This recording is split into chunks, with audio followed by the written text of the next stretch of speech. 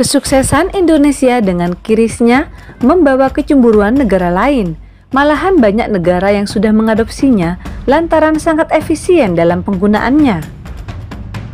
Namun kini ketenaran QRIS dipersoalkan oleh pemerintahan Donald Trump. Kantor Perwakilan Dagang Amerika Serikat atau USTR menerbitkan laporan bertajuk National Trade Estimate Report on Foreign Trade Barriers 2025. Dalam laporannya tersebut, USTR mencatat hambatan perdagangan di Indonesia yang dipermasalahkan Amerika Serikat atau AS. Salah satunya mengenai layanan pembayaran digital Quick Response Code Indonesian Standard atau QRIS. USTR menyebut lembaga perbankan dan penyedia layanan pembayaran AS tidak dilibatkan oleh Bank Indonesia atau BI ketika membuat kebijakan terkait QRIS. Stakeholder internasional tidak diberitahui potensi perubahan akibat kebijakan ini dan tidak diberi kesempatan untuk memberi pandangan terhadap sistem pembayaran tersebut, kata USTR dalam laporannya. QRIS dan GPN dikritik oleh Amerika Serikat atau karena dianggap membatasi ruang gerak perusahaan asing. Pemerintah AS menyoroti kebijakan Indonesia yang mewajibkan penggunaan standar nasional seperti QRIS untuk semua transaksi QR Code. Amerika Serikat merasa tidak diberi kesempatan untuk menyampaikan pandangan soal dampaknya terhadap sistem pembayaran global, dan Amerika Serikat juga menilai proses perumusan aturan ini kurang melibatkan pemangku kepentingan internasional. Seperti yang kita ketahui, situs resmi BI menyebutkan QRIS adalah Standard Code Response Cepat atau QR Code nasional ditetapkan dan dirilis bertepatan dengan hari ulang tahun ke-74 RI pada 2019. Tujuan peluncurannya adalah agar proses transaksi pembayaran secara domestik dapat lebih mudah, cepat, dan terjaga keamanannya.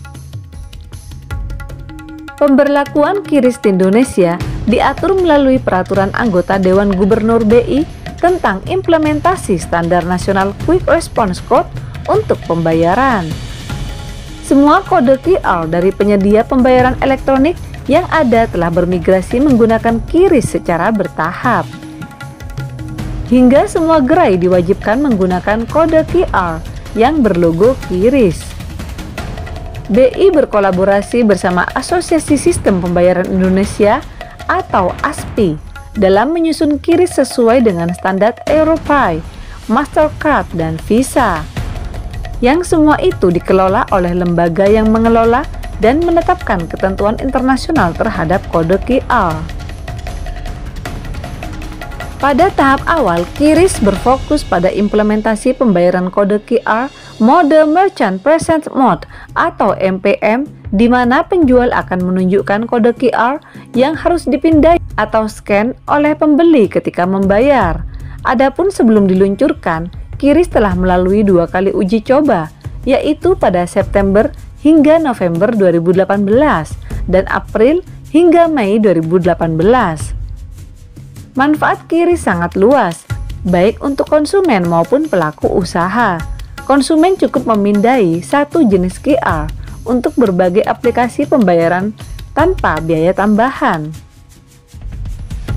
Sementara itu, merchant mendapat banyak keuntungan seperti efisiensi pengelolaan uang tunai, menurunnya resiko kehilangan atau uang palsu, pencatatan transaksi otomatis, dan peluang membangun profil kredit untuk akses pembiayaan. QRIS mengusung semangat unggul, yaitu universal, gampang, untung, dan langsung. Inovasi dalam dunia pembayaran digital tersebut dinilai dapat mendorong efisiensi, kemajuan usaha mikro, kecil, dan menengah atau UMKM, percepatan inklusi keuangan, serta pertumbuhan ekonomi bagi sumber daya manusia atau SDM, unggul Indonesia maju. Pada tahap awal, di tahun 2023, BI bekerja sama dengan 4 bank sentral untuk mengimplementasikan QRIS di sejumlah negara di Asia Tenggara. Keempat bank sentral tersebut meliputi Bank Negara Malaysia, Singapura, Thailand, dan Filipina. Lalu pada April 2024, Laos dan Brunei Darussalam juga menerima kesepakatan untuk menggunakan kode QR standar Indonesia tersebut. Selain itu, BI telah menandatangani nota kerjasama dengan Kementerian Ekonomi, Perdagangan, dan Industri atau METI Jepang agar QRIS dapat digunakan di negeri Sakura.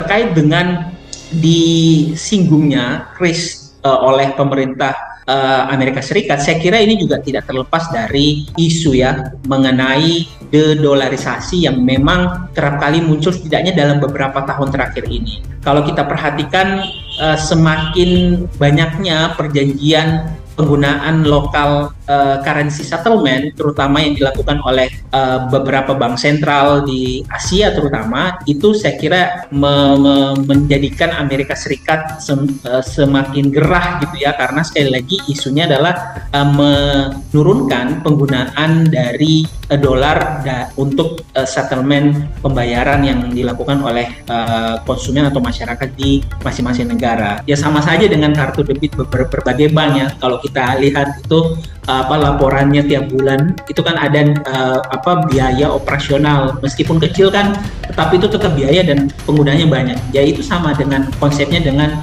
kartu Visa dan Mastercard. Setiap kita menggunakan atau bahkan mungkin untuk beberapa kartu bahkan ketika kita tidak menggunakan itu ada biaya administrasi yang harus dikeluarkan. Nah, biaya administrasinya ini yang kemudian istilahnya keluar gitu ya, dia tidak masuk ke dalam negeri atau tidak berputar di ekonomi domestik, tapi berputar di tempat uang ini dikirim, dalam hal ini misalnya Amerika Serikat gitu. Jadi seperti itu, jadi mereka mendapatkan keuntungan dari sana, dan ya dalam konteks kacamata bisnis yang wajar kalau mereka merasa kegerahan ketika misalnya QRIS menjadi semakin lebih maju, semakin banyak digunakan, karena itu tadi cuannya itu berkurang lah, bahasa sederhana.